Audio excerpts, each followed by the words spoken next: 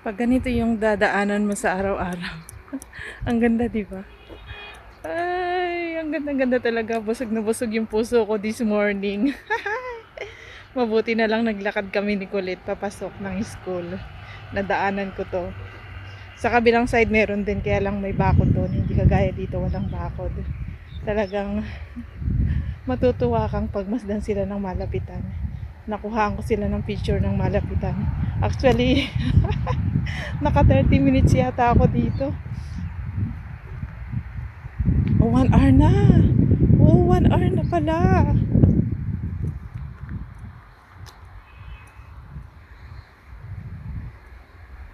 1 hour na nga ako dito.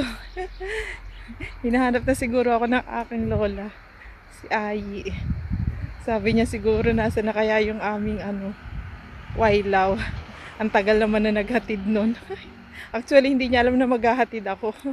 Ang alam niya may pipick up na Uber kay Kulit. Ang gandang pagmasdan. Yun lang po, tama na. Bye bye.